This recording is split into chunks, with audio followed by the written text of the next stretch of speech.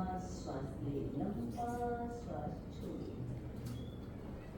लंबा श्वास ले, लंबा श्वास छोड़ो। Breathe in and breathe out.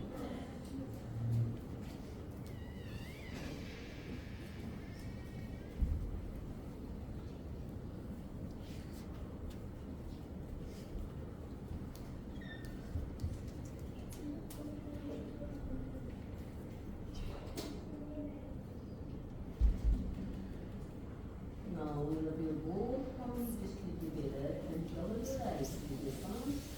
Relax your eyes. Repeat this exercise 2 more times. Open your palms, relax your eyes. Also move up your palms, relax.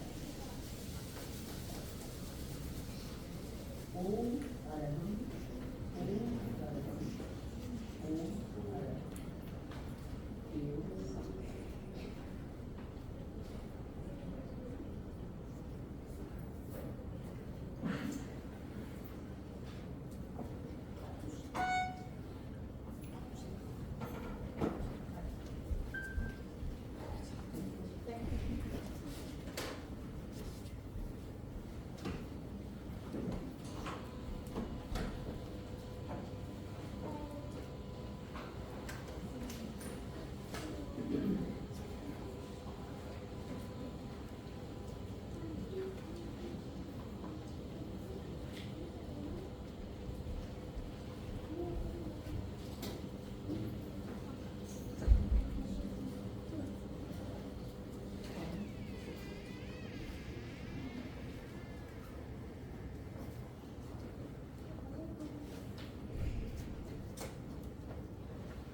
आराध्य को वंदना। आदरणीय समय जी उपस्थित आए। आज हम एक ऐसी पड़ाव पे हैं जहाँ पर हमें समाधान खोजना है। हम आध्यात्मिक रोगों की मुक्ति के समाधान की ओर जाए उससे पहले हम आनंद की स्तुति करते हैं।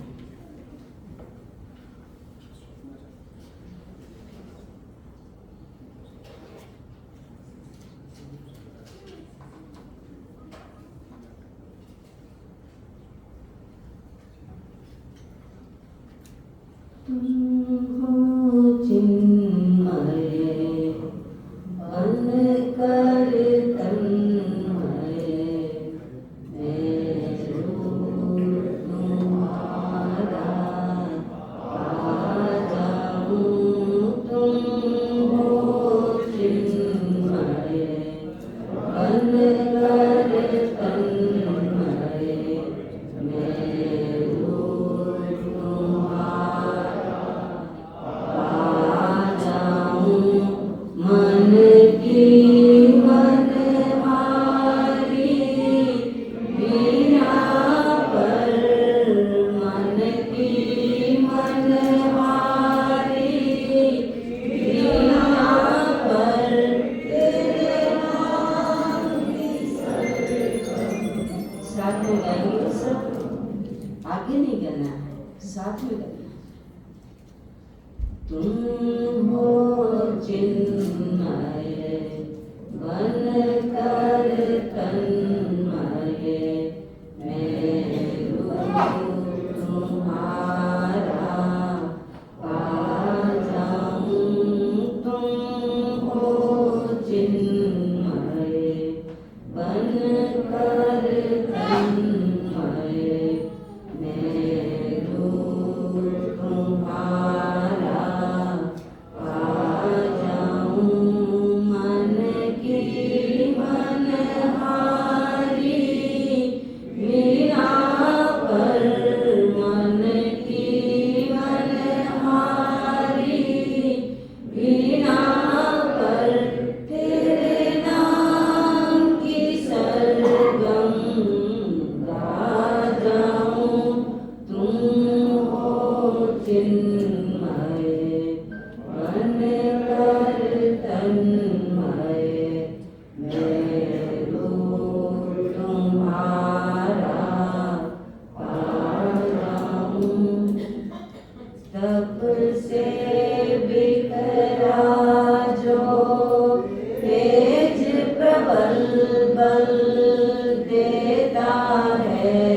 हर चेतन को तप से बिखरा जो तेज प्रबल बल देता है हर चेतन को बहुरंगी रश्मियाँ कर देती आलोकित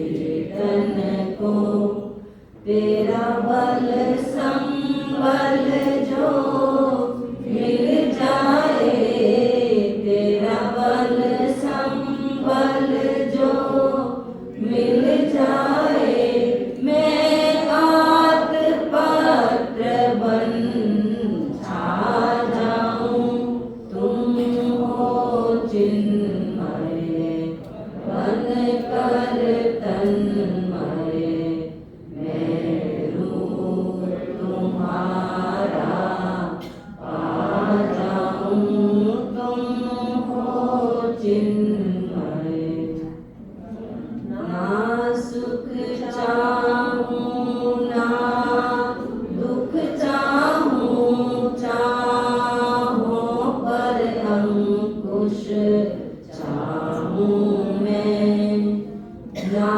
सुख चाहूं ना दुख चाहूं चाहों पर अंकुश चाहूं मैं प्रतिकूल दिशा में ले जाती राहों पर अंकुश चाहूं मैं प्रभु तेरा सहारा पाया है प्रभु तेरा सहारा पाया है किसी और के दर पर ना जाऊं तुम हो चिन्मय बन कर तन्मय मैं रूप तुम्हारा पा जाऊं तुम हो चिन्मय अनुभव का अमृत पीने को पुरुषार्थ प्रखर कर दो मेरा अनुभव का अमृत पीने को पुरुषार्थ प्रखर कर दो मेरा महाज्योत में ज्योत मिलाने का संकल्प मुखर कर दो मेरा अब द्वैत कहीं रह जाए नहीं अब द्वैत कहीं रह जाए नहीं तेरी आभा में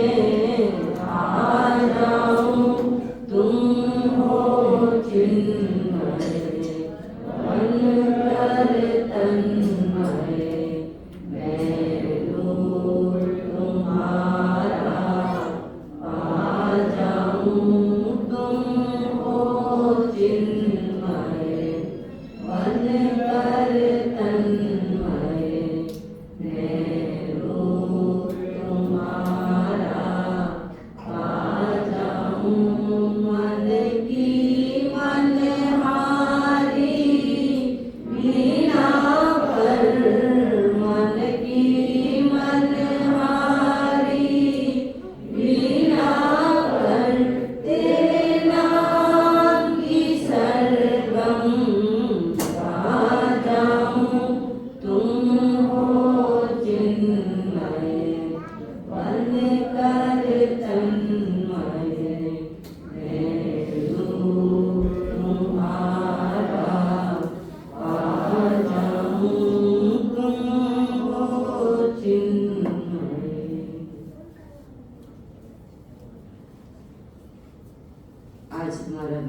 है कि हम आध्यात्मिक रोगों के मूल को खोज करके मिटाने की कोशिश करें। तो आज हम थोड़ा सा गहरा आएगा विषय, लेकिन हम समझने की कोशिश करेंगे, एक्सप्लेन अच्छे से करने की कोशिश करेंगे। जैसे हमने फाइंड आउट किया, हमने देखा कि आत्मा के रोग होते हैं और आत्मा के रोग कौन से होते हैं। रोगों की हमने एक लिस्ट बनाई थी। आत्मा के रोग हैं क्रोध, मान, माया, लोभ, काम, मोह। जो रोग हैं वो किससे प्रेरित हैं? जो आत्मा के रोग हैं वो प्रेरित, जो शरीर के भी रोग होते हैं, मन के भी होते हैं, प्रेरित किससे हैं हमें वो देखना है कि वे रोग चिंता से हैं या आसक्ति से हैं। चिंता से यदि रोग हैं तो समझना चाहिए कि मोह से है, क्योंकि मोह चिंता पैदा करती है। चिंता और चिंता में क्या फर्क है?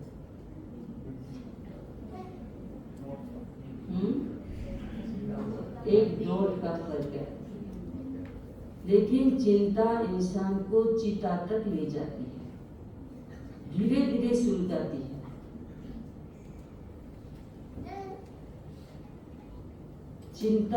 चिता एक बार ही जलाती है और चिंता बार बार जलाती है। तो रोग किस चीज से है? चिंता से है। कई बार चिंता होती है भीतर में तो रोग पैदा हो जाते हैं, हेडेक हो जाता है तो चिंता मन में, हेडेक हो गया, सो जाएगा, पेट दुखने लग जाएगा चिंता से, कुछ न कुछ ऐसी फिजिकल प्रॉब्लम या कोई स्वास्थ्य से संबंधित बात हो जाएगी।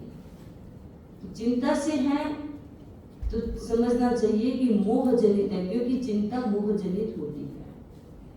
बच्चा घर से बाहर गया, कह के गया रात को 10 बजे आ जाऊंगा, 12 बज गए नहीं आए, क्या होगी? चिंता हो जाएगी। क्यों होगी चिंता? बच्चे से मोह है। फिर घर में इधर उधर घूमेंगे, लूज मोशन शुरू हो जाता है, अभी तक नहीं आया, अभी तक नहीं आया, भूख बंद हो जाती है। चिंता से है तो मोह जनित है, और यदि आसक्ति से है तो काम वासना से संबंधित है। रोगों की हमें पहचान करनी है। जब भी हमारे फिजिकल बॉडी पर कुछ भी ऐसा स्वास्थ्य के लिए क्वेश्चन मार्क आए तो हमें थोड़ा सा एनालिसिस करना चाहिए कि मेरे ये प्रॉब्लम आई है वो किस तरह की प्रॉब्लम है। थोड़ा सा हम खुद देखना शुरू करेंगे तो हमें पता चलना शुरू हो जाएगा क्या चीज थी इसके लिए ऐसा हुआ। तो आत्मा के रोग है काम, क्रोध, मान, माया, लोभ, मोह, ये सारा कषाय है, वो आध्यात्मिक रोग है। आज हम, क्योंकि आध्यात्मिक रोग आत्मा से संबंधित है, आत्मा के रोग है, तो आत्मा के रोग, आत्मा तो लोग कहते हैं, अपने शास्त्र भी कहते हैं कि एकदम स्वस्थ है आत्मा, पवित्र है आत्मा, ओरिजिनल आत्मा में कोई कुछ नहीं, न रोग है, न शोक है, कुछ भी नहीं है। आत्मा एकदम पवित्र है, पावन है, वहां कुछ भी नहीं। तो फिर पावन है तो इस शरीर में क्यों बैठी है? पवित्र आत्मा हो जाती है तो शरीर में नहीं बैठती, तो शरीर को छोड़ के भाग जाती है।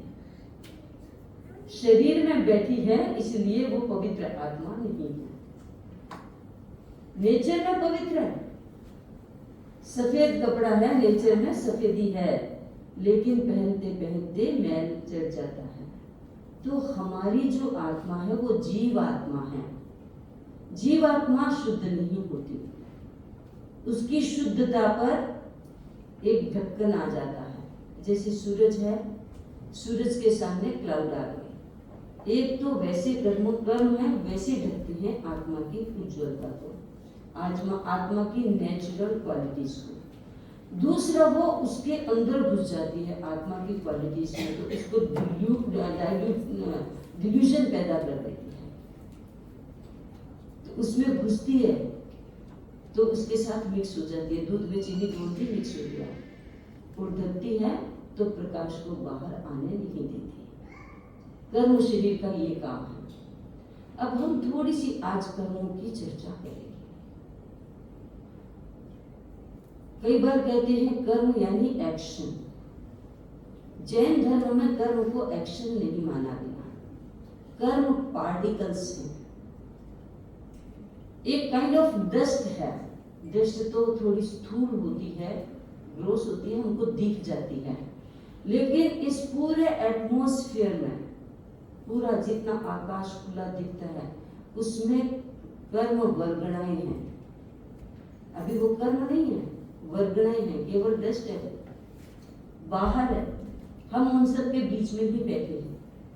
तो वो बाहर कैसे, तो एक दिखाया है ऐसे इस पिक्चर में कि जैसे अंदर है वाइट और कलर है थोड़ा सा, तो ये जीवात्मा, और इस जीवात्मा के चारों ओर एटमॉस्फेयर में पार्टिकल्स, ये तो स्थूल पार्टिकल्स है, पर हम इमेजिन करें कि वो पार्टिकल्स दिखते नहीं हैं, तो उसके चारों ओर, हमारे चारों ओर, इवन हमारे पेट में भी, इवन हमारे हार्ट में भी, वो सब जगह जहाँ थोथापना है, खोखलापना है, वहां सब जगह वो है।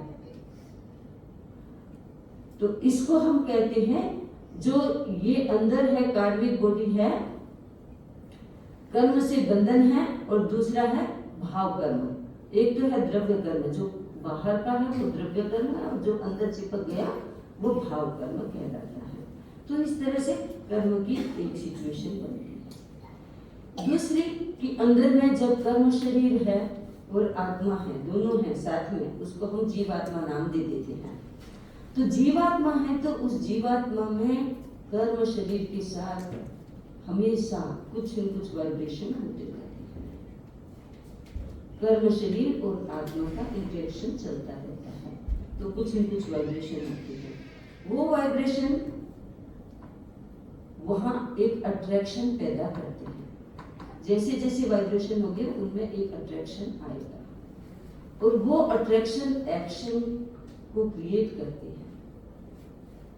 एक्शन फिर वापस अट्रैक्ट करते हैं कर्म पार्टिकल को, फिर वही वापस सारी चीज शुरू हो जाती है। तो ये एक सर्कल चलता रहता है। तो इस तरह से हम बाहर से अंदर की तरफ, अंदर से बाहर की तरफ, सारा हमारा मैकेनिज्म अच्छे से फंक्शन करता है। इसके बाद हम ये देखते हैं, एक आज मैंने थोड़ा सा उसको लिख दिया ताकि बार बार क्वेश्चन नहीं आए। जैसे समझी जी ने 2 बार उसको एक्सप्लेन किया, फिर भी कई बार नहीं क्लियर होता है, तो इसको लिख दिया है यहाँ कि ये एक डायग्राम बनाया है हमारी आत्मा और हमारे एक्शन के बीच का एक डायग्राम है। हमारी आत्मा कैसे एक्शन करती है? एक्शन कौन करता है? बोलिए। फिजिकल बॉडी कैसे कर लेगी? मरी हुई बॉडी करती है क्या? यदि फिजिकल बॉडी करे एक्शन तो डेड बॉडी भी करेगी। वो जीवात्मा करवाती है इस शरीर से, तो पावर तो वही है, कनेक्शन नहीं है। तो अब वो कनेक्शन बाहर की तरफ हमारा एक पूरा का पूरा एक अच्छा सा समझने का है कि हमारा अस्तित्व क्या है, भीतर और बाहर क्या है। हम खोल के रखेंगे आज, भीतर और बाहर क्या है, दोनों को देखेंगे आज। अंदर में क्या है, बाहर क्या है। तो ये ऊपर ही ऊपर आप देखो सोल है, आत्मा, इसको मान ले अपन शुद्ध आत्मा। शुद्ध आत्मा के पास है कर्म, कर्म शरीर। हम कहते हैं बंध, 9 तत्वों में बोलते हैं ना बंध। ये कर्म शरीर वो बंध की अवस्था ही है। जितना जितना बंधन है वो वहीं रहता है। उस जो बंधन है उसको कर्म शरीर बोलते हैं, कार्मिक बॉडी। अब इसमें हम जन्म से लेकर मृत्यु तक जितना करते हैं, नोइंगली अननोइंगली, वो सारा कहाँ है? अब तो इस जन्म का है या कितने जन्मों का है? वहां स्टोरेज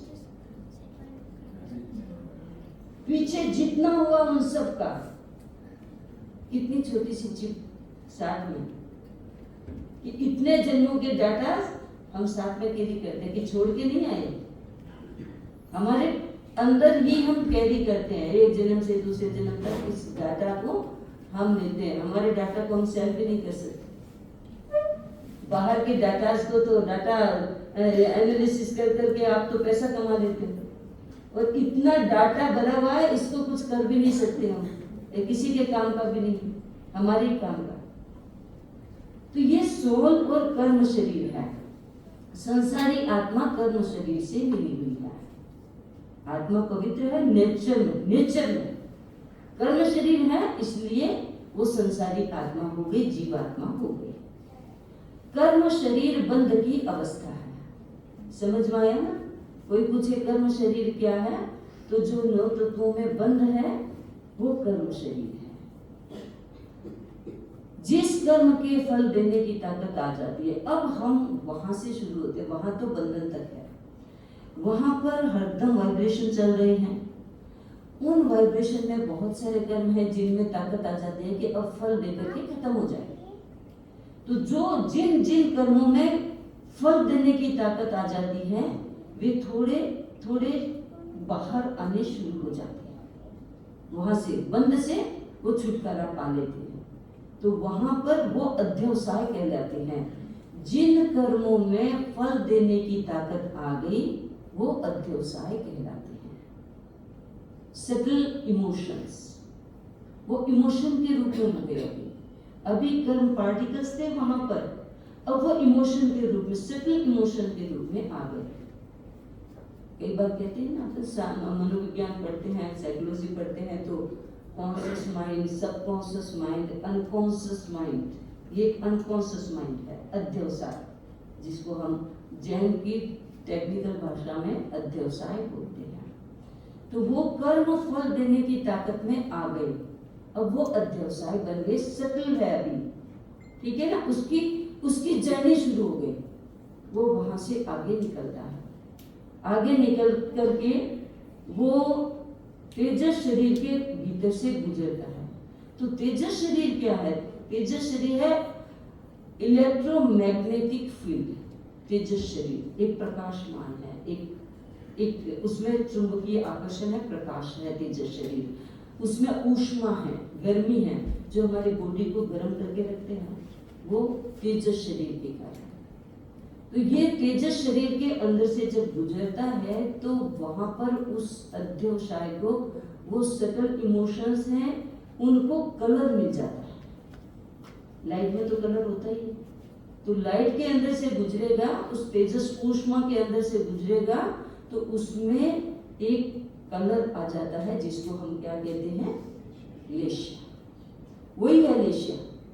अब तक सूक्ष्म था, अब कलर आते ही वो लेशिया और द्रव्य लेशिया बन जाती है। इतनी देर भाव लेशिया था, अध्यवसाय भाव लेशिया, और उसको कलर मिल गया, तेजस शरीर के भीतर से पास ऑन हुआ, उसको कलर मिल गया, द्रव्य लेशिया। ठीक, अब वो साथ में आगे चलता है, कर फल देने के लिए आगे चलता है। तो तेजस शरीर से फल देने में समर्थ, वहां से गुजर करके रंगीन हो जाता है। फिर द्रव्य लेशिया के जैसे रंग होंगे, वहां से कलर मिल गया। कैसे कलर मिलेंगे? ये हमारे इमोशंस पे डिपेंड है, वो हमारे कर्म पे, पीछे जाए तो कर्म पे डिपेंड है कि कौन सा कर्म फल देने वाला है, अच्छा देने वाला है, बुरा देने वाला है, निगेटिव है कि पॉजिटिव, कैसा कर्म है, उसके अनुसार तेजस शरीर से गुजरेगा तो उसको रंग मिल जाएगा, उसके अनुसार।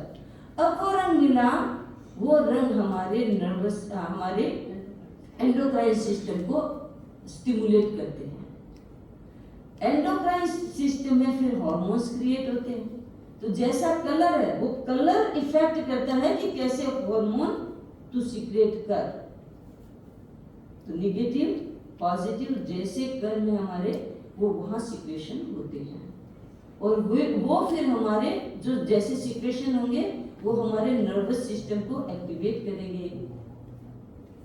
तो वहां पर फिर नर्वस सिस्टम में केमिकल पैदा होते हैं। ये केमिकल हमारे पूरे फिर मन को इफेक्ट करते हैं, वजन और शरीर को, और फिर बिहेवियर बनता है।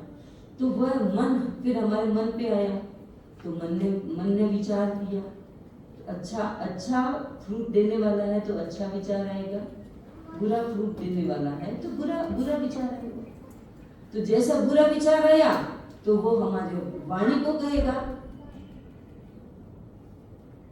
बोलने के लिए। तो कई बार मन से सोच करके बोलना जरूरी नहीं है, हम एक्शन ले लेते हैं, लेकिन वाणी के बिना एक्शन होता नहीं। आप देखो, आप सोचोगे ना तो ये वोकल कॉर्ड यहाँ पर वाइब्रेशन होंगे, आप हाथ लगा के देख लेना, कभी साइलेंट बैठो ना तो यहाँ से यहाँ होता रहता है, क्योंकि हम इंटरनल टॉक करते हैं, हम चैटिंग करते हैं। ये हमारे वर्बल नहीं है, चुपचाप बैठे हैं लेकिन अंदर ही अंदर बातें करते हैं। ऐसा कोई है जो अंदर ही अंदर बात नहीं करता? नहीं है ना। हमारा माइंड हमारे वोकल कॉर्ड से रिलेटेड है, तो हमारे वोकल कॉर्ड में वाइब्रेशन होते हैं, भाषा चलती रहती है, बाहर नहीं आ रही है लेकिन अंदर चलती है, और उस अंदर से फिर फिजिकल बॉडी को इंस्पिरेशन मिलती है और वो एक्शन में आ जाती है। तो अच्छा होना है तो अच्छा एक्शन होगा, अच्छा नहीं होना है तो अच्छा एक्शन नहीं होगा। तो ये हमारा पूरा का पूरा ऐसे चलता है मैकेनिज्म कि हमारा क्या होगा, कैसे होगा, और वाइस वर्सा भी चलता है। जैसे मान लो कि वो ये तो सोल से चला और ये वाला बाहर से चला। अब हम इसको, जैसे मैंने समझा दिया पहले, ये डायग्राम है, मैंने समझाया वो ये डायग्राम है, ठीक है। अब हम समझते हैं इसको, तो हम उल्टा चल लो, बाहर की जैसी सिचुएशन है वो हमारे शरीर को एक्टिवेट करेगी। शरीर भाषा मन नर्वस सिस्टम के तक ले जाएगा हमको, कर्म शरीर तक। तो ये पूरा का पूरा इस तरह से चलता है, अंदर से बाहर की तरफ, बाहर से अंदर की तरफ चलता है।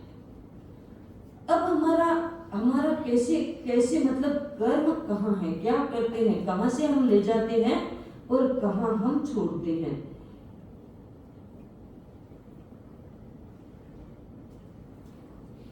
ये भी समझते हैं, कई बार वो समझाते हैं तो लोग सोचते हैं कि ये ऐसा ही होगा, ऐसा देखना शुरू कर देते हैं, तो हेड से शुरू कर देते हैं। आत्मा हेड में नहीं है, आत्मा पूरे शरीर में। फिर कर्म कहाँ है? पूरे शरीर में। फिर अध्यवसाय कहाँ है? पूरे शरीर में। फिर लेशिया कहाँ है? पूरे शरीर में। क्योंकि लेशिया ओरा बन के निकलेगी तो खाली अपने ये इतने शरीर से नहीं निकलेगी, पूरे शरीर से निकलेगी। तो पूरी की पूरी चीजें पूरे शरीर में है, क्योंकि आत्मा पूरे शरीर में है तो कर्म भी पूरे शरीर में छाई है, सारी चीजें पूरे शरीर में है। तो ये अब एक दूसरे तरह से हम आपको और बता देते हैं कि जैसे अंदर आत्मा है, फिर कर्म शरीर है, तो हमारी आउटर फिजिकल बॉडी, फिर नर्वस सिस्टम हमारे जैसा एंडोक्राइन सिस्टम कहती है तो नर्वस सिस्टम करता है। फिर जो अभी मैंने समझाया उसी तरह से चलता है। जैसे आत्मा से चलो तो आत्मा कर्म शरीर दोनों साथ में है, अध्यवसाय बनते हैं, तेजस शरीर बनता है, तेजस शरीर से पासवन होता है, पासवन होने से देखो यहाँ पर कलर आ गए हैं, ठीक। और कलर आकर के ग्रंथि हमारे जो एंडोक्राइन सिस्टम है उसकी तरफ चलता है, फिर नाड़ी तंत्र की तरफ जाता है, फिर औदारिक शरीर में प्रकट होता है।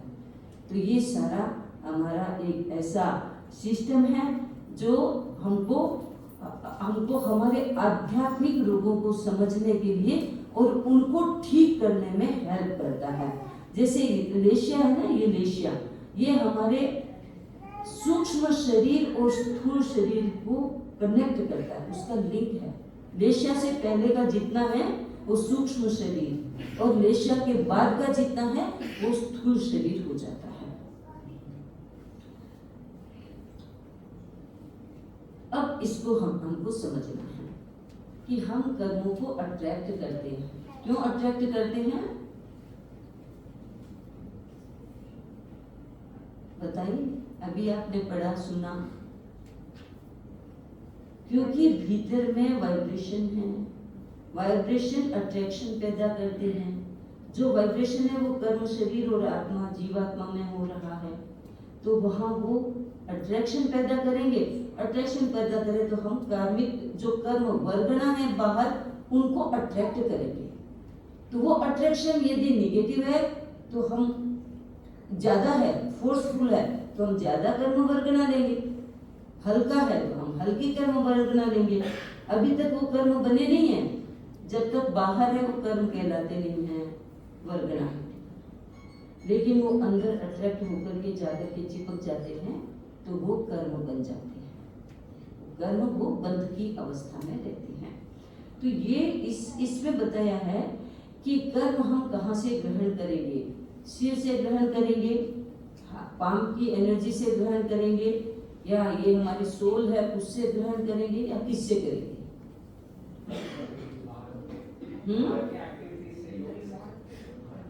हमारे फिजिकल बॉडी के किस पार्ट से ग्रहण करेंगे? पूरे शरीर से। स्मार्ट हो गए आप। पूरे शरीर से ग्रहण करेंगे, केवल सिर से नहीं। हमारा पूरा शरीर ग्रहण करेगा, हमारा पूरा शरीर ही शेड करेगा। कर्मों को खत्म करना है तो उसी से खत्म होगा, ठीक है ना। तो पूरे शरीर से हम ग्रहण करते हैं, पर हम उन पार्टिकल्स को ग्रहण करेंगे जो एकदम नियर बाय हो, जो एकदम क्लोजेस्ट। ऐसा नहीं कि वहां उस कमरे के पास जो कार्मिक वर्गना है उनको हम पहले ले लेंगे, ऐसा नहीं होता, क्योंकि उसमें फर्क नहीं है। वहां की वर्गना और मेरे नियरेस्ट वर्गना है, उसमें कोई फर्क नहीं है भाई वो अच्छी है और ये मैली है, ऐसी नहीं है। जो एकदम क्लोजेस्ट होती है हमारे स्थूल शरीर में, जहाँ से अट्रैक्शन पहला खींचता है, वो पूरे शरीर से जो क्लोजेस्ट होती है उन वर्गना को खरीदते ले लेते हैं और ले जा करके वो वहाँ चिपका देते हैं। ये बड़े वो नकारात्मक सकारात्मक दोनों, बाहर नकारात्मक सकारात्मक नहीं, अंदर जाके बने। जैसा हमारा अध्यवसाय वैसा नकारात्मक सकारात्मक, ठीक है।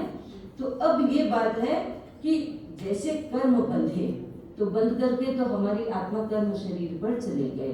अब हमने जिस इंटेंशन से ग्रहण किया, इंटेंशन तो होगा ना हमारा अंदर से अध्यवसाय के कारण, तो उस इंटेंशन से ग्रहण किया। अब हमने जैसे 8 प्रकार की कर्म वर्गनाएं, मान लो 8 वर्गनाएं, तो बाहर कोई 8 प्रकार का होता नहीं, अंदर ही जाकर के हो जाती है।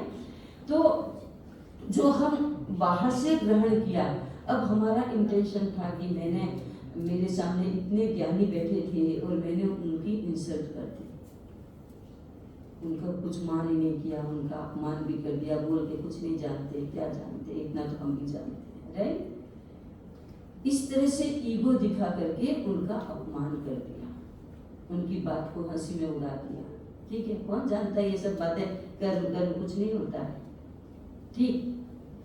इस तरह से हम उसकी अवहेलना कर दी तो वो कर्म तो अंदर खींचेंगे ना, वो तो एवरी मोमेंट जा रहे हैं। तो वो हमारे ज्ञान, वो हमारे पूरी आत्मा पर देगा, लेकिन हमारे ज्ञान की चेतना को ज्यादा ढकेगा। मिलेगा सबको, थोड़ा थोड़ा पोर्शन सबको मिलेगा, लेकिन चूंकि हमने गलत काम किया है ज्ञान के फील्ड में, तो वो हमारे जो आत्मा में अनंत ज्ञान की ताकत है उसको ज्यादा खराब कर। तो जिस इंटेंशन से हम ग्रहण करते हैं, किसी को तकलीफ देकर के मजा आता है तो उसको हम एंटरटेन करते हैं। तो फिर आपको पता है महाभारत में भीष्म पिता में है, उनको दिखता नहीं, धृतराष्ट्र उनको दिखता नहीं था। तो ये बात में महाभारत के उस समय की है, आपने महाभारत पढ़ा भी होगा, देखा भी होगा। महाभारत में जब राज्य का बंटवारा करना था तो पांडवों ने कहा कि छोटी सी जमीन भी दे देंगे तो हम मान जाएंगे, अपनी राजधानी बना लेंगे। तो दुर्योधन ने कह दिया एक सुई जितनी जमीन भी मैं नहीं दूंगा। तो फिर कृष्ण शांति दूत बन करके गए, धृतराष्ट्र की सभा में शांति दूत बन करके गए और एक समाधान करने के लिए गए। उन्होंने बहुत सारे ऑप्शंस दिए, ऐसा कर लो, ऐसा कर लो, ऐसा कर लो। उन्होंने कहा कुछ नहीं मिलेगा, पांडवों को तो कुछ नहीं मिलेगा। तो कृष्ण को गुस्सा भी आया, तो उन्होंने अपना विराट रूप दिखाया उस समय। तो उस समय सबने देखा, लेकिन धृतराष्ट्र नहीं देख सकते थे। तो उन्होंने निवेदन किया कि मैं भी आपका ये विराट रूप देखना चाहता हूँ, लेकिन कैसे देखेगा, आंखें तो है नहीं। तो उसने क्वेश्चन किया एक भगवान कृष्ण से कि कृष्ण मुझे ये बताओ, तुम तो सर्वज्ञ हो, तुम सब कुछ जानते हो, तुम कहते हो सब कुछ जानते हो, सब मानते हैं ऐसा, तो तुम मुझे बताओ कि मुझे ये आंखें मिली नहीं, इसका क्या कारण है? मैंने ऐसा कौन सा पाप कर दिया जो मुझे आंखें नहीं मिली? तो कृष्ण योगीराज ध्यान में बैठे और एक एक करके उनके जन्म को देखने लगे। तो 3 जन्म तक देखा तो कहा कि 3 जन्म तक आपने कोई पाप नहीं किया, कोई ऐसा पाप नहीं किया कि आपकी आई साइट चली जाए। तो फिर दृष्टांत ने किया कि फिर कर्म की थ्योरी, आप जो कह रहे हो कि कर्म करोगे वैसा मिलेगा, तो क्या मिलेगा? ये तो थ्योरी गलत हो गया। उसने कहा रुको, इतना जल्दी आप कंक्लूजन में मत जाओ, अभी सुनो। फिर एक एक करके उसके जन्म को एक्सप्लेन करने लगे, बताने लगे। तो 108वें जन्म में उनको रियल चीज पकड़ में आ गई। उसने कहा रुको रुको रुको, 108वें जन्म में तुमने क्या किया मैं वो देख रहा हूँ। एक युवक बहुत चंचल गया जंगल में, एक पेड़ के ऊपर चढ़ा और वो देखो वो पक्षियों के, चिड़िया के बच्चे हैं, घोंसले हैं, उनको मिटा रहा है, उसको फेंक रहा है, और जो छोटे छोटे बच्चे हैं उनको उनके तिनके से उनकी आंखों को फूंक रहा है। कोई इमोशन नहीं, चंचल है भीतर में। वो देखो वो युवक कोई नहीं, तुम हो धृतराष्ट्र, तुम हो। कब 108 जन्म पहले बांधा और कब उदय में, क्योंकि सघन कर्म था। सघन कर्म को पकने में भी देरी हो जाती है, और पूरा फल देने के लिए कोई एक एप्रोप्रिएट जन्म चाहिए, उसको एप्रोप्रिएट द्रव्य क्षेत्र काल भाव चाहिए, तब जाकर के वो फल देता है। ऐसे ही एक बार भगवान बुद्ध जा रहे थे, पैर में कांटा चुभा, खून निकल गया, और बहुत वो मारवाड़ वाला कांटा था। मारवाड़ में कांटा बहुत तीखा होता है, शायद गुजरात में भी होता होगा, इतने लंबे होते हैं कांटे, और हम साधु साथियां उन कांटों को कांटा निकालने के लिए यूज करते हैं। कभी पाँव में कांटा चुभ जाए तो वो सूलें जो होती हैं उनसे कांटा निकाल लेते हैं। तो वो कांटा, उस कांटा चुभा तो इतना तेज दर्द हुआ। तो बुद्ध भगवान ने सोचा कि क्यों ये वेदनीय कर्म कैसे। तो उन्होंने भी अपने जन्म देखने शुरू किए, तो पीछे जन्म में उन्होंने किसी को कष्ट दिया तो वो कष्ट उनको मिल गया। तो भगवान को भी नहीं छोड़ते, किसी को भी नहीं छोड़ते हैं।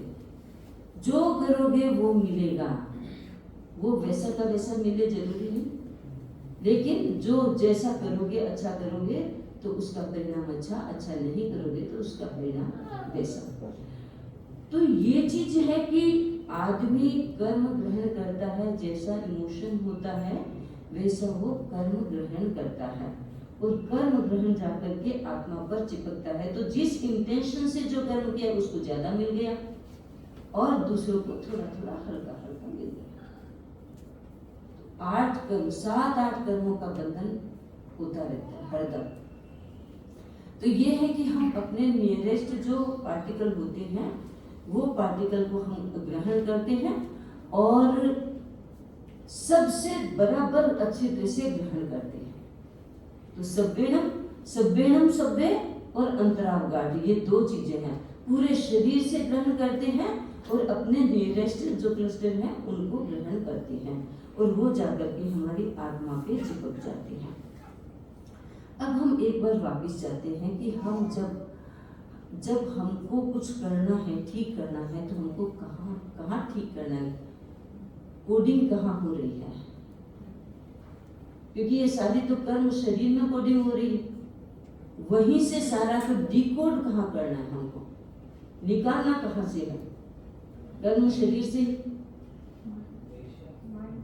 नहीं, खत्म बीज को खत्म कहाँ करना है? जहाँ है वही तो खत्म करेंगे। तो कर्म शरीर जो है, सारे बीज तो वही है ना इकट्ठे हुए, सारे वो वही हैं, वही से फल देने वाले। अब हमको शुद्ध करना है तो कर्म शरीर को शुद्ध करना पड़ेगा हमको, क्योंकि अध्यवसाय भी अपने आप में कुछ नहीं, जैसा तुम्हारा बीज आएगा वैसा ही तो उसको सिंचन देता देता आगे लाएगा। हमारा बीज ही खराब है, बीज खराब है तो किसको? वहीं से तो बीज को ही तो ठीक करना पड़ेगा। बीज बीमार बीज है तो बीज का ही इलाज करना पड़ेगा। बीज का इलाज नहीं किया तो बीमार होते होते पेड़ भी बीमारी पैदा होगा, तो फिर उसका फल भी बीमारी पैदा होगा, फिर ट्रीटमेंट करने से कुछ नहीं होगा। इसलिए ट्रीटमेंट वहां करना पड़ेगा, क्योंकि आध्यात्मिक रोगों का सोर्स वहां से है, उद्गम वहां से होता है। गुस्से का उद्गम कहाँ है? गुस्सा कहाँ रहता है?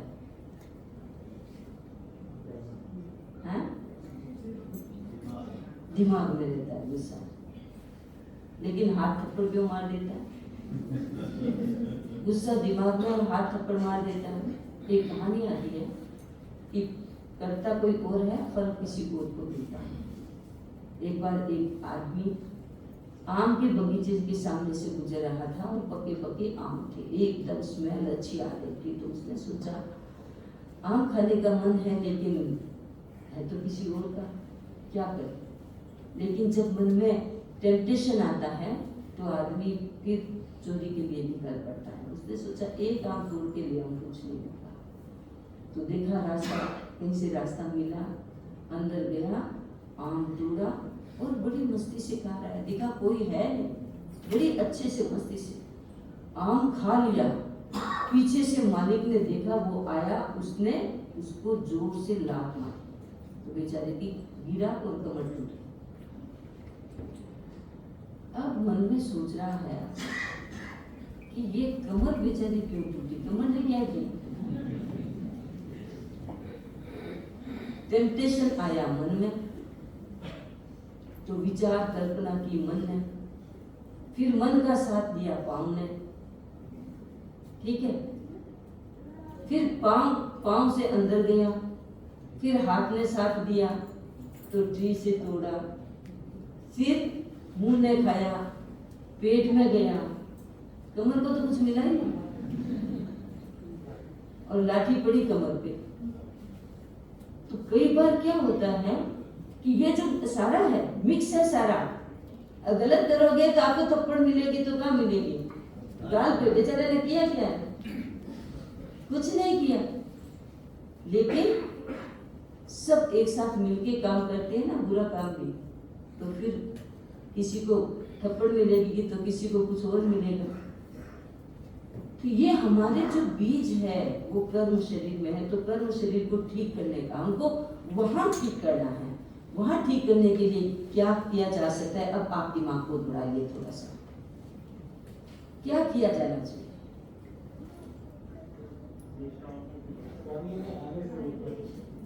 कर्मों को आने से कैसे रोकोगे? निर्जरा की का प्रयत्न करो, कर्मों की निर्जरा का प्रयत्न। निर्जरा का प्रयत्न करो तो कर्मों को रोका नहीं, और निर्जरा का प्रयत्न कर लिया तो कर्म तो आते रहेंगे, आगे सफाई करते रहो, पीछे से डस्ट आते रहेंगे, तो खाली निर्जरा से होगा नहीं। निर्जरा और संवर दोनों करना पड़ेगा। तो संवर आप इतना कंप्लीट नहीं कर पाओगे कि एक भी कर्म अंदर ना घुसे। कर्म तो घुसेंगे, ठीक है ना? पूरा का पूरा एक त्याग किया, लेकिन कर्म तो अंदर घुसते ही रहेंगे ना। भाव शुद्धि का प्रयोग। भाव शुद्धि, भाव शुद्धि कैसे होगी? कि हम राग और द्वेष से जितने जितने दूर रहेंगे तो हमारे भाव की शुद्धि रहेगी। जितना जितना राग द्वेष ज्यादा होगा उतना उतना ही हमारे कर्म निगेटिव ज्यादा आएंगे। और ये सारा का सारा संसार तो इसी से चलता है, राग से चलता है, द्वेष से चलता है। कई बार राग हल्का होता है, कई बार द्वेष भी हल्का होता है, कई बार राग डीप होता है, द्वेष भी डीप होता है। द्वेष डीप हो जाता है ना तो बहुत बुरा असर पड़ता है। एक कहानी पढ़ी थी बहुत पहले कि एक किसान था, किसान ऊंट को लेकर के खेत में जा रहा था। ये बीकानेर के साइड की रियल घटना है। उस जब मैंने बहुत वर्षों पहले पढ़ी थी कोई मैगजीन में, तो वो अपने ऊंट को लेकर के खेत में जा रहा था। अब विषय वासना तो सब में होती है, पशुओं में भी होती है, पक्षियों में भी होती है, इंसानों में भी होती है। आहार निद्रा भय मेथुनंचय सामान्य मेतद पशु भी नराणाम।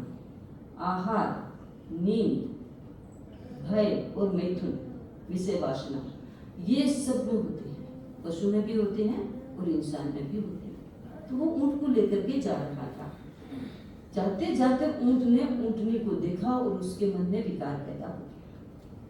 अब वो मालिक के हाथ में उसकी डोरी है, मालिक छोड़ना नहीं है, वो छूटने की कोशिश कर रहा है लेकिन छूट नहीं पाया क्योंकि वो कस के पकड़ लिया किसान ने, तो उसको छोड़ा नहीं।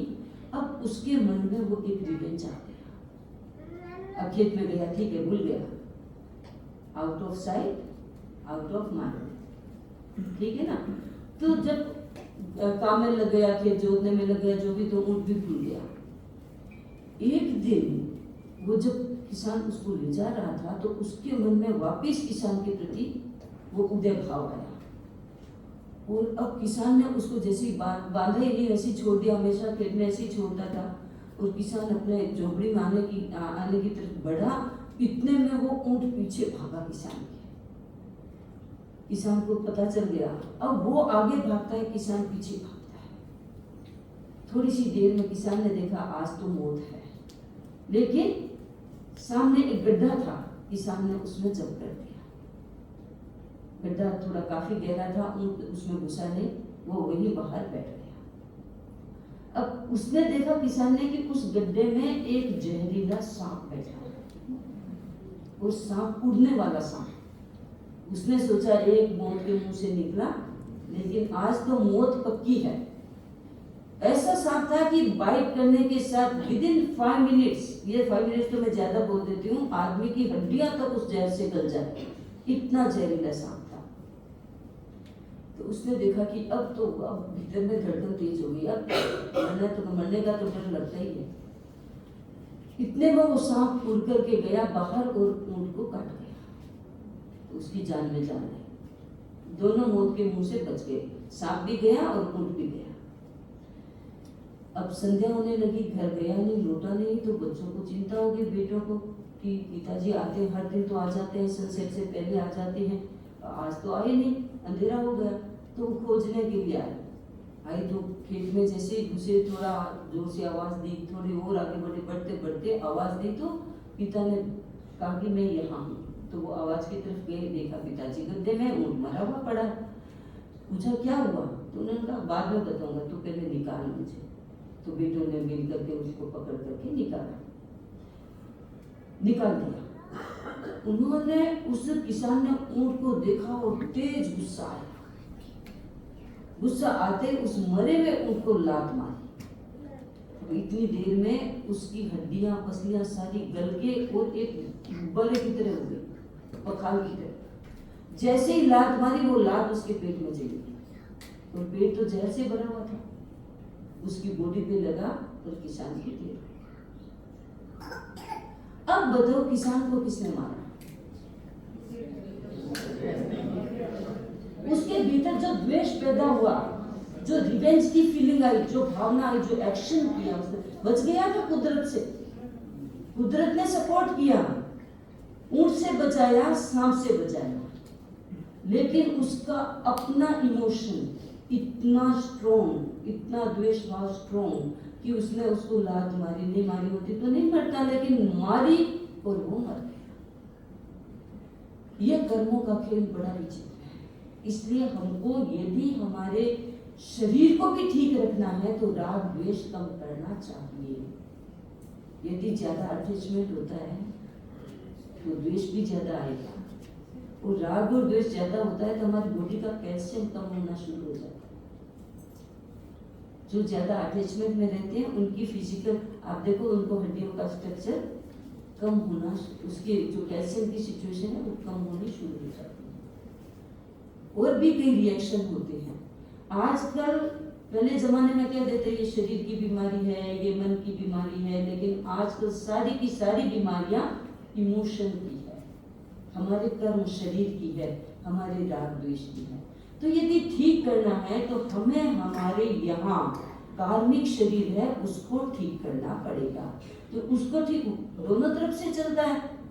तो कार्मिक बॉडी में दो तरह की सिचुएशन है। कुछ ऐसे कर्म है जो आप वहाँ कुछ बाहर से अच्छा दोगे तो वो कर्म साइलेंट हो जाएंगे, अंदर ही अंदर फल दे देंगे या कम रूप में दे देंगे। लेकिन कुछ कर्म ऐसे हैं वहाँ पर जो निकाचित बन गए हैं, वो तो जैसा अब देंगे वैसा ही देंगे। तो हमको ये देखना है कि कोई भी कर्म निकाचित ना बने। निकाचित कैसे बनते हैं, उसकी प्रोसीजर क्या है? जो राग द्वेष से हम एक दूसरे के साथ व्यवहार करते हैं, संबंध बनाते हैं, चाहे अटैचमेंट का हो चाहे अवर्जन का हो, कुछ भी, जितना गहरा राग और द्वेष होगा तो हम उसी के कारण, तो एक हमें बहुत प्रिय लगता है, एक हमें प्रिय नहीं लगता। उसी के कारण जो फैमिलीज होती हैं उसमें एक को ज्यादा मिल गया, एक को कम मिल गया, फिर वो राग द्वेष शुरू हो जाता है। राग द्वेष के कारण तो ऐसा हुआ, फिर राग द्वेष मिल जाता है तो फिर उनमें, जैसे माँ बाप को कोई एक प्रिय हो गया, उनको ज्यादा दे दिया, उनको कम दे दिया, तो जिनको ज्यादा दिया उनको कम दिया, उन दोनों में कुछ हो जाता है, तो फिर उनमें राग द्वेष की गतियाँ चलती है, फिर उसके बाद में और कुछ और रिजल्ट आते हैं, ऐसे पूरा का पूरा चलता रहता है। तो इससे क्या होगा कि जो यदि इन्हीं भाव में, जैसे मान लो जीवन के 5 साल इन्हीं भाव में बीत गए आपके, ठीक, आपने उनका प्रायश्चित नहीं किया, उनका प्रक्षालन नहीं किया, धोया नहीं, साफ नहीं किया, तो वो हम इस शरीर को छोड़ करके जब आगे जाते हैं तो वो निकाचित कोडिंग हो जाती है, उनको नहीं डिलीट किया जा सकता। उनको तो वो जब फल देंगे तब अपने आप ही डिलीट होंगे। वो फाइल करप्टेड हो गई, ऐसी हो गई जिसको आप डिलीट नहीं कर सकते। निकाचित बनने के बाद उनको वैसा फल भोगना ही हमको पड़ता है। इसलिए देखो जैन धर्म में क्या किया कि हम 12 महीने में कुछ भी करते हैं तो ये अवसर आता है, इस अवसर में हम माफिया मांग लेते हैं, क्षमा खामना कर लेते हैं। तुमको, तुम्हारे साथ कुछ हुआ, मेरे द्वारा हुआ, तुम्हारे द्वारा हुआ तो मैं माफ करता हूँ, मेरे द्वारा हुआ तो तुम मुझे माफ कर दो। इससे क्या होगा, जितना वो जो जटिलताएं थी वो जटिलताएं सोल्व हो जाती है। जटिलताएं तो रहेंगी, नहीं कह सकते कि एकदम कुछ ठीक हो जाएगा। कभी राग ज्यादा आ जाता है, कभी द्वेष ज्यादा आ जाता है, सोचते हैं नहीं करना चाहते फिर भी आ जाता है। आज हम कमल भाई के घर थे तो वहाँ क्वेश्चन आया हमारे पास कि हम ऑफिस में नहीं चाहते कि गुस्सा करे, पर कुछ कभी कैसे हो जाते तो गुस्सा करना ही पड़ जाता है, ना करे तो वो और ऊपर चढ़ते। तो क्या करें, सिचुएशन तो है, रियल सिचुएशन है, मान लो हम मान के चलते हैं, बट जो तुम करोगे वो तुम्हारा डिपॉजिट हो जाएगा। इसलिए तुम समाधान की तरफ रहो, ज्यादा समस्या की तरफ मत रहो। समस्याएं हैं उनका समाधान बनाने की कोशिश करें, और किसी के साथ कुछ हो गया तो कामना कर लेने की कोशिश करें। इसीलिए ये पर्व बहुत ब्यूटीफुल पर्व है, क्षमा का पर्व है। ये हमारे आत्मशोधन का पर्व है, कर्म शरीर के शोधन का पर्व है, और हमारे भीतर में जो रोगों के बीज है उनकी शुद्धिकरण का पर्व है। हम उन बीजों को शुद्ध करें, हम स्वस्थ बनाए बीजों को। तो ये हमारा जो अभी हमने, इसलिए हमने ये आध्यात्मिक चिकित्सा का लिया। जब हमने कहा कि हम मीटिंग कर रहे थे मैनेजमेंट के साथ इंडिया से, तो कहा आप क्या प्रवचन देंगे, क्योंकि हम तो जानते नहीं थे, तो प्रश्न तो पूछेंगे क्योंकि ये रिस्पॉन्सिबल है। समाज यदि ठीक कुछ नहीं हुआ तो समाज इनको कहेगा कि इनको बुला लिया। तो इन्होंने पूछा क्या देंगे, तो हमने कहा कि आध्यात्मिक चिकित्सा का हम दे सकते हैं, क्योंकि एक बार हमने कैलिफोर्निया में दिया तो सब में बहुत अच्छी तरह से लिया।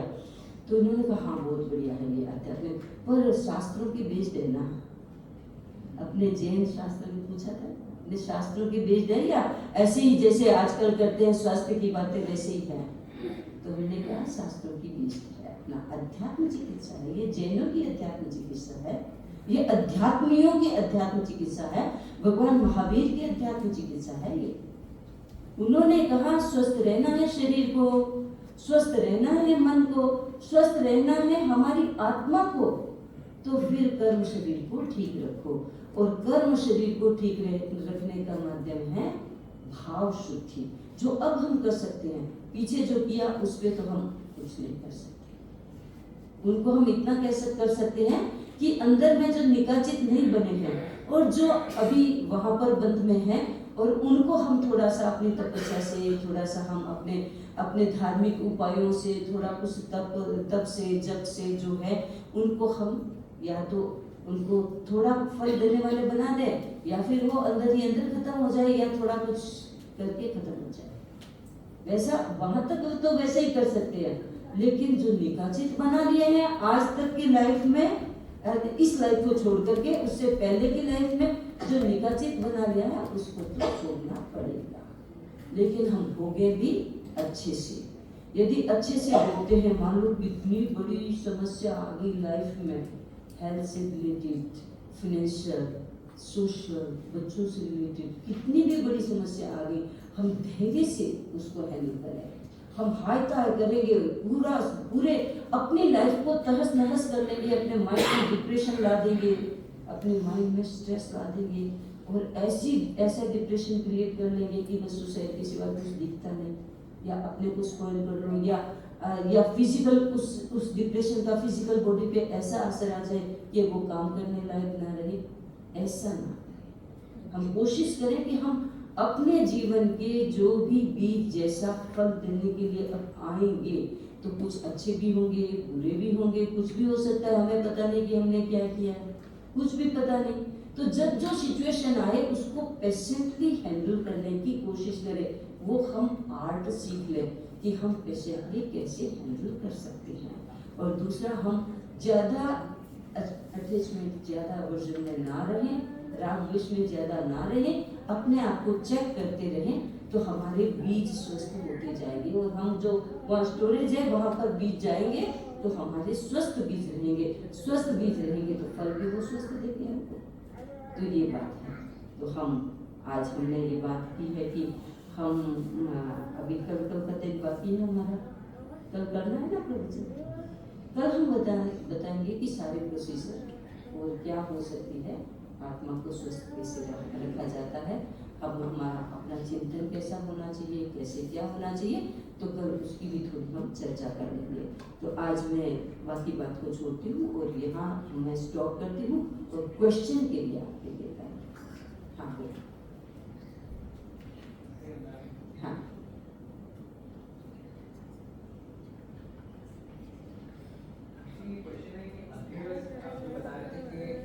अपना शरीर चारों ओर जो कर्म है उसको, जो नजदीक के कर्म है उन्हीं को लेता है।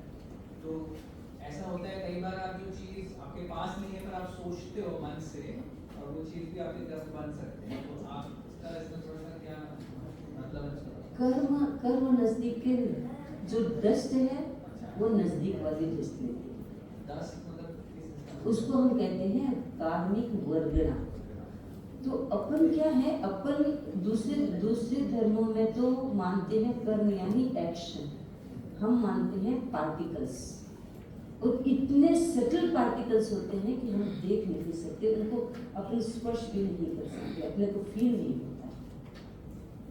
उनको कहते हैं एकदम सटलेस्ट, ठीक है, वो पार्टिकल्स वो फैले हुए। तो हमारे वाइब्रेशन जब अट्रैक्ट करेंगे तो पहले वाले को ही करेंगे ना, दूर वालों को तो नहीं करेंगे। दूर वाले तो आएंगे भी नहीं क्योंकि वो सब उद्गल है, तो खींचेंगे तो पहले वालों को ही खींचेंगे, अपने पास वाले को ही खींचेंगे, दूर वाले को नहीं खींचेंगे। सबके पार्टिकल जो पास बैठे हैं उनके पार्टिकल नहीं, ये है ना, ये पूरे ना, ये तो हमको लगता है ये एकदम क्लीन है, राइट, पर कार्बनिक पार्टिकल्स यहाँ भी है, भरे हुए हैं। हमारी बॉडी में जो थॉट है, जो एम्प्टी स्पेस है, वहाँ भी है। तो हमारी कार्मिक बॉडी और आत्मा में जो वाइब्रेशन होते हैं, वो वाइब्रेशन फिजिकल बॉडी तक आती है। वो सारी फिजिकल बॉडी उन क्लस्टर्स को ग्रहण करती है। एक्शन, जो एक्शन करते हैं उसके आधार पर उसको ग्रहण करती है, क्योंकि उसमें जब वाइब्रेशन होते हैं तो उसमें अट्रैक्शन पैदा होता है। जैसे एक चुंबक होता है, चुंबक को आपने रेत में रखा तो वो किस पार्टिकल को ग्रहण करेगी? यदि रेत में कुछ भी आयरन का कुछ भी है तो वो पास के कोई करेगी ना, दूर से तो नहीं लाएगी। दूर भी है लेकिन दूर वाले को नहीं लाएगी, वो पास वाले को लाएगी। वैसे ही हमारे पास की जो डस्ट है वो अंदर जाती रहती है और कार्मिक बॉडी को स्ट्रॉन्ग बनाती है। और वो डस्ट जाकर के हमारे कार्मिक बॉडी पर अब वो फल क्या देगी या किस रूप में बंधेगी, वो डिपेंड करता है हम किस इंटेंशन से एक्शन करते हैं। वो अट्रैक्शन, वो वाइब्रेशन हमारे इंटेंशन के आधार पर होंगे। तो हम जिस इंटेंशन से, निगेटिव इंटेंशन से हम एक्शन कर रहे हैं तो वो निगेटिव पार्ट ज्यादा हो जाएंगे और हम अच्छे कर्म ग्रहण कर रहे हैं। तो जैसे वेदनीय कर्म हैं, हम किसी को पीड़ा दे रहे हैं, किसी को हर्ट कर रहे हैं, ऐसे शब्द बोल रहे हैं जो उनको अच्छे नहीं लगते और हम तो बोल जाते हैं, हमको कोई फर्क नहीं पड़ता। हम ये भी नहीं सोचते सामने वाले को क्या फर्क पड़ेगा, राइट? कुछ भी वचन बोल जाते हैं। एक बार जीभ और दांत में एक डिबेट हो गया। दांत ने कहा कि मैं तुमको काट दूं तो तुम क्या करोगे? जीभ को कहा मैं तुम्हें काट दूं तो तुम क्या करोगे?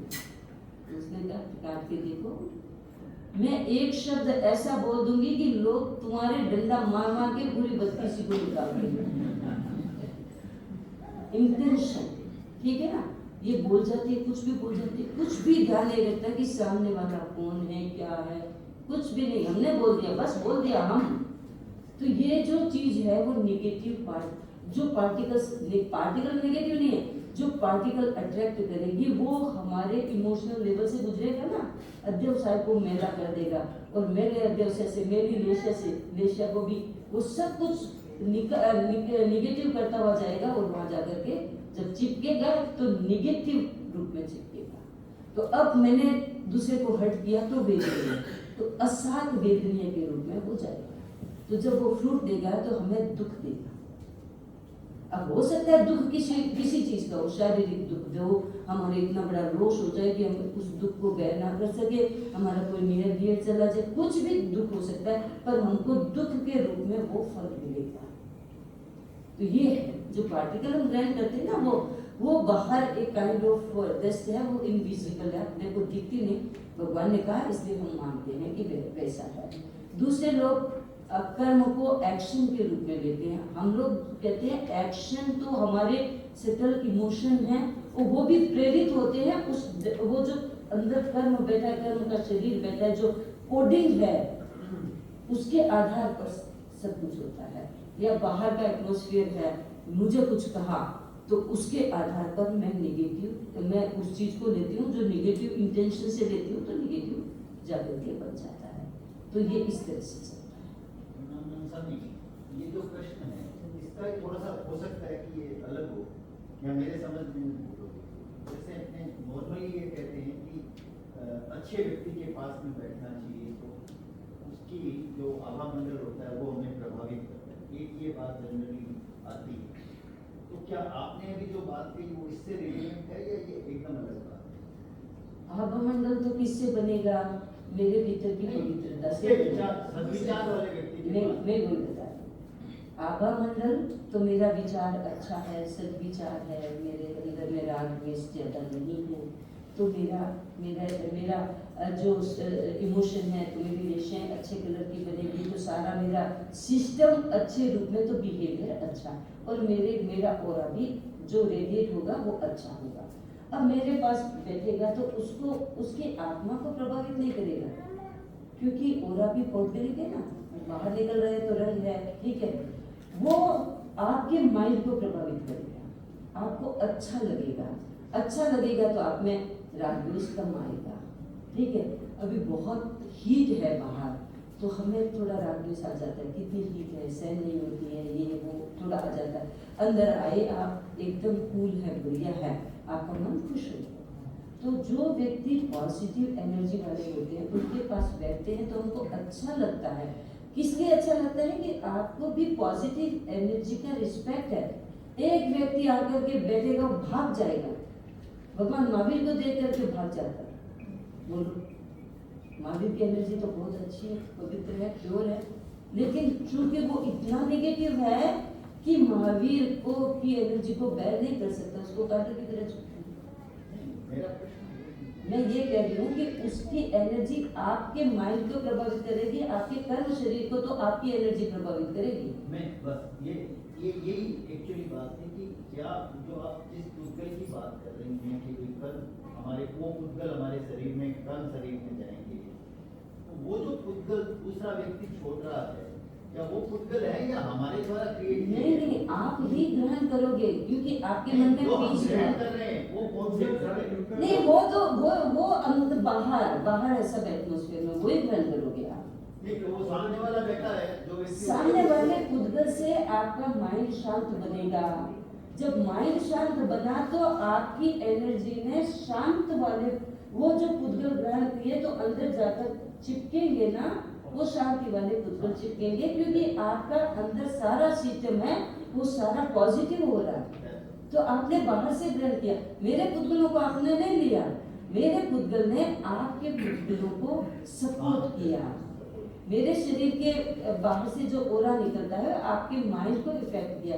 अरे बहुत अच्छा लगता है, इनसे बात करना बहुत अच्छा लगता है, इनके पास बैठो बहुत अच्छा लगता है, राइट? नकारात्मक और सकारात्मक ग्रहण करने के अंदर वो काम है आपका यह होगा, वो सामने वाला नहीं। यदि ये सामने वाले का अपन ग्रहण करते तो महावीर को देख करके भागते नहीं, ठीक है ना? तो वो चीज है। नहीं, कर्म करना तो अच्छी बुरी नहीं होती है। ना ना ना ना ना, बुरी जगह होती नहीं है, यही है।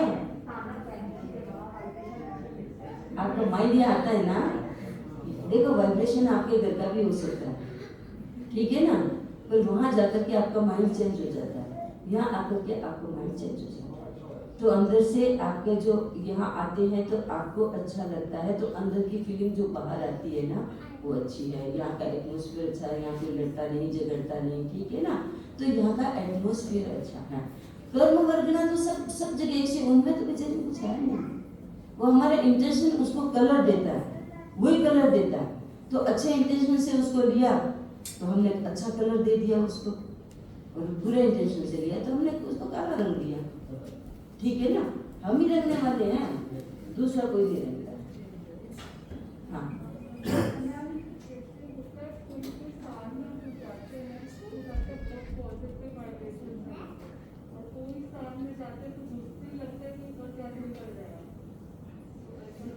इसे ना उसका क्रिएशन ऐसा होता है। अभी देखो अपने एक मिनट, यदि स्थान बुरा अच्छा होता तो जैन टेम्पल में हम आते हैं, हम कहते हैं कि भाई शमशान में जाते हैं तो अच्छा नहीं लगता वहाँ का वाइब्रेशन, लेकिन लोग साधना करते हैं शमशान में जाते हैं, वो पीसफुल स्थान है। तो ये यदि स्थान से रिलेटेड होता है तो वहाँ फिर तो अब तुमको नेगेटिव लगता है तो मुझे भी नेगेटिव लगना चाहिए ना। भाई साइंस क्या कहती है, आज फिजिक्स क्या कहती है, जो गलत है सो गलत है, तुम एक्सपेरिमेंट कर लो, तुम कर लो, तुम कर लो, तुम कर लो, राइट? लेकिन तुमको बुरा लगता है, लेकिन मुझे बुरा नहीं लगता है, इनको मुझे बुरा लगता है, इनको बुरा नहीं लगता, ठीक है ना? तो वो सारा यही है। हाँ हाँ बोलो। हाँ, काम कुछ नहीं है, जैसे तेजस्वी का काम होता है,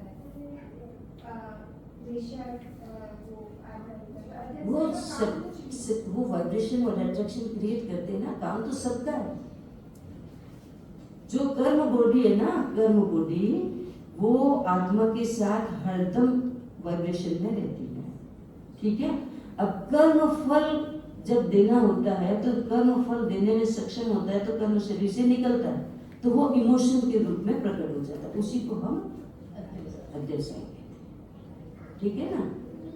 वो एक दिन मैंने बताया पदार्थ और पार्टिकल और पदार्थ वेव्स के रूप में भी होते हैं और पार्टिकल्स के रूप में भी होते हैं। तो वहाँ से निकल करके वो जो कार्मिक बॉडी से निकला वो परमाणु, अब वो यहाँ पर इमोशन बन गया, उसी को हम अध्यक्षाय कहते हैं।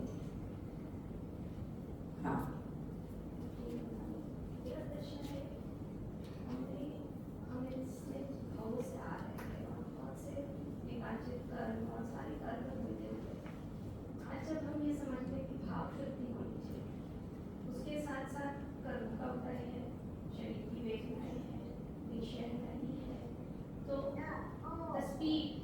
पुराने कर्मों में तो आना ही है और आज की भाव शुद्धि, तो ये स्पीड तो हमेशा पीछे है भाव शुद्धि। तो हमारे जो तीर्थंकर थे, ज्ञानी पुरुष थे, कहाँ से मुक्ति, कैसे मुक्ति है?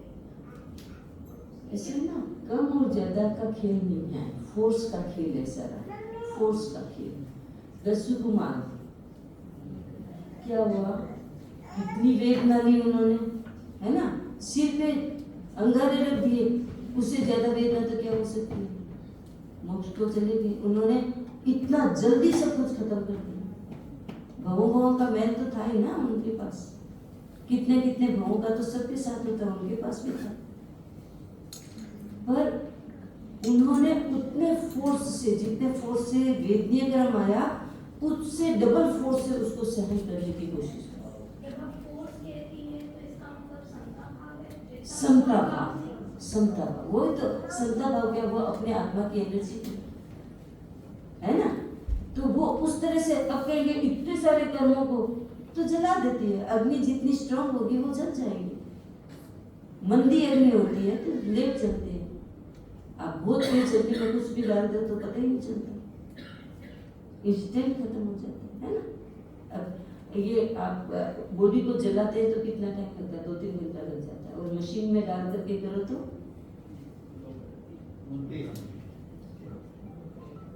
कितना जल्दी हो जाता है, और उससे ज्यादा भी कुछ निकल जाएगा तो इंस्टेंट हो जाएगा, है ना।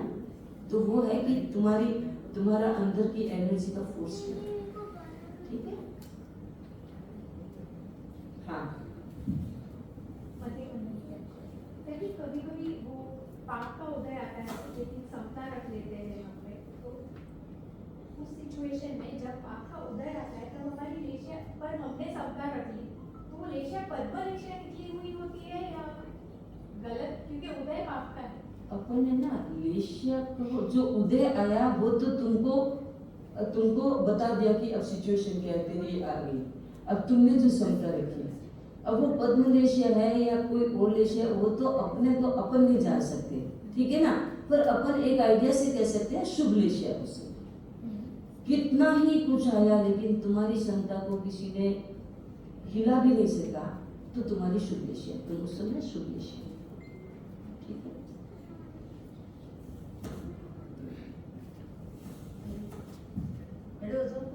हाँ हाँ, कितनी बार ऐसा होता है कि हम कुछ ऐसा दृश्य देखते हैं या किसी और के साथ कुछ बुरा होता है, हमें भी बुरा लगता है, हम कई बार किसी जो बुरा कर रहा होता है उसको कुछ बोल देते, मतलब मन में विचार ले आते हैं, भाव ले आते हैं, जबकि उसने हमें डायरेक्टली कुछ नहीं किया, किसी और को दुख दे रहा है, तो उसमें भी हमारे कर्म बन रहे हैं, पर वो मतलब वो भी पुराने कर्मों की वजह से हमें देखने को मिल रहा नहीं, है। जरूरी नहीं पुराने कर्मों के, क्योंकि इंस्टेंट तुम्हारे सामने जो सिचुएशन आई है तो दोनों तरफ से वाइस वर्सा होती है ना, अंदर से भी आता है बाहर से भी जाता है।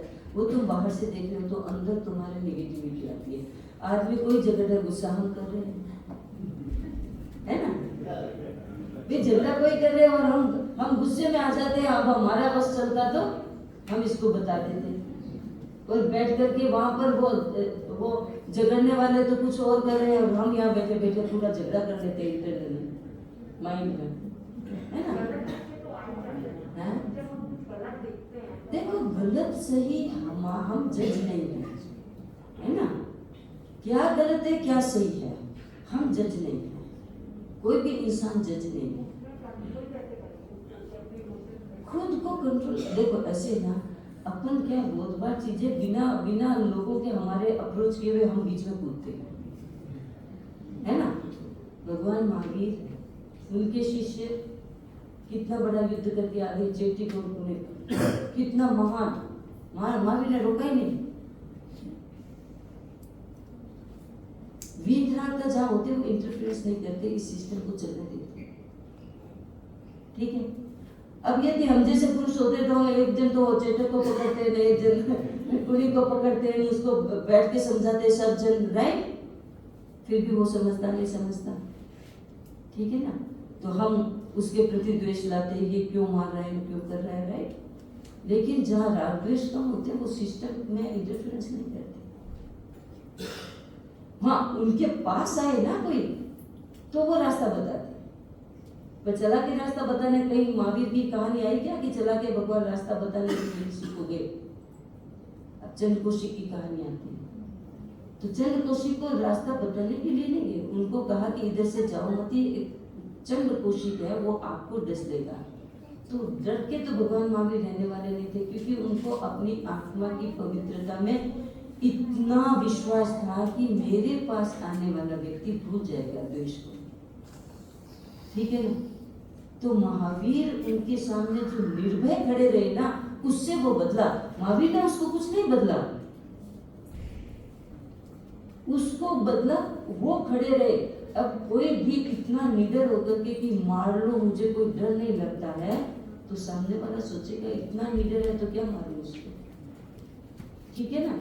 वो अभय उसको मार नहीं सकता। ऐसी कहानियां आती है, ऐसी घटनाएं आती है। हमारे 8वें गुरु आचार्य कालू, तो कोई द्वेषी व्यक्ति थे, उन्होंने इतना द्वेष साधुओं के प्रति भी आ जाता है, आप लोग गृहस्थी हो, साधुओं के प्रति आ जाता है। अब उनका यश बढ़ रहा था तो किसी में द्वेष आ गया, तो किसी को फुसला करके कहा कि वो वहां पर पहले तो पंचमी के लिए बाहर जाते थे ना, टॉयलेट के लिए बाहर जाते थे साधु संत जंगलों में, तो वो गए तो कहा कि तो वहां पर इनको बंदूक लेके उसको खत्म कर देना। अब वो व्यक्ति चला गया, वहां झाड़ियों में छुपा हुआ है। जैसे ही वो अपना काम करके वापस आने लगे, उनके सामने जैसे बंदूक तान के जैसे खड़ा हुआ, उसको बंदूक चल नहीं सकी, गिर गई बंदूक और पाँव में गिरकर रोने लगा कि मैं बहुत गलत इंसान हूँ, मैं बहुत गलत इंसान हूँ। तो आचार्य जी ने तो पूछ लिया कि तुम किसने कहा, तुमने अपने आप कहा? तो उसने सारी स्टोरी बता दी। अब साथ में संत थे, आचार्य जी ने मना कर दिया कि तुम किसी को मत बोलना, नहीं तो और राग द्वेष फैलेगा। भाई आज अपने गुरु के साथ होता है तो श्राप भी कहेंगे, हम कम थोड़े ही, हम भी करेंगे ऐसा। पर वो बात वहीं संपन्न कर दी कि इससे और राग द्वेष बढ़ेगा, ऐसा करना नहीं। तो ये राग द्वेष वाली जो बातें होती है ना, उसमें अपन जंप करके कूदते हैं, वो जंप करने की जरूरत नहीं है। हमारे पास आए कोई, हमको समाधान मांगे, हम समाधान। भगवान महावीर ने चंद्र कौशिक को कुछ नहीं किया, वो जाकर के उसी रास्ते से गए और उनके अभय के सामने चंद्र कौशिक एकदम शांत हो गया उसके विष चलाने। तो हमको दूसरों को देख करके हमको मन में ये आना चाहिए, देखो ये हित नहीं समझते हैं। यदि ये आत्महित समझते, अपना हित समझते तो ये एक्शन नहीं करते, ये अपना हित नहीं समझते। ये मन में दया का भाव, ये मन में करुणा का भाव, लेकिन हम गुस्से से एक जन का पक्ष लेकर के गलत सही का हम निर्णय करके और हम घुस जाते हैं उसके अंदर। हमको क्या पता सही कौन है और गलत कौन है, क्यों हो रहा है ऐसा, ठीक है ना? तो ये चीज है, सही गलत का अपने को पूरा पता नहीं होता है, इसलिए और कभी पता हो भी जाए मान लो, तो वहां भी पीस की जरूरत है। दो जन तो लड़े रहे, आप भी गुस्सा करके किसी के साथ हो जाते हो, तो फिर गुस्से में तो गुस्सा आग में घी डालने की बात हो जाती है। तो इसलिए हमेशा दिमाग को पीसफुल रखने की कोशिश करें, ताकि हमारा भी अच्छा हो और सब अच्छा हो।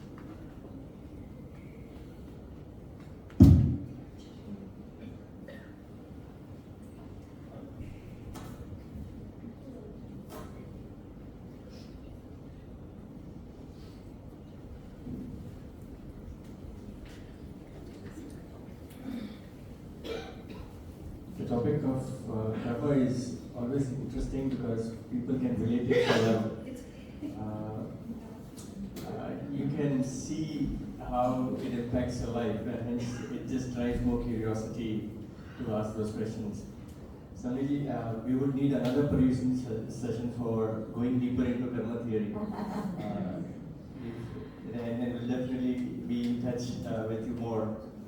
But it also highlights the fact that you need a guru in your life.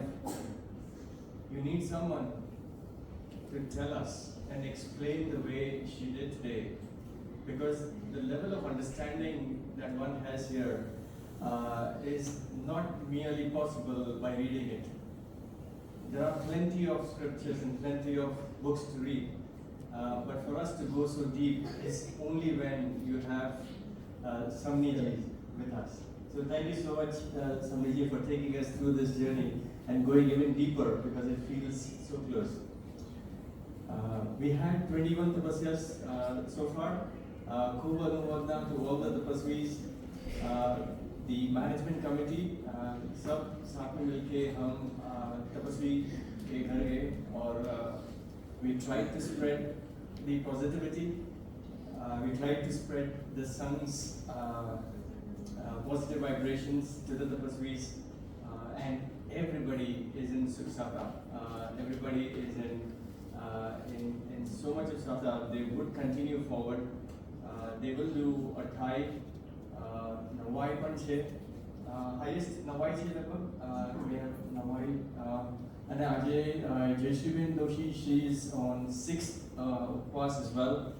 Just to announce the incremental and additional name that we received today. Jeshibin Doshi na je chhatto Upwas છે. ખૂબ અનુમોદના everybody.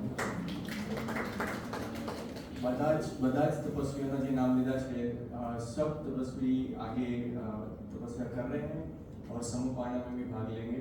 So we visited the tapasvis to invite them for the Samupana event that will happen on Wednesday, 20th September.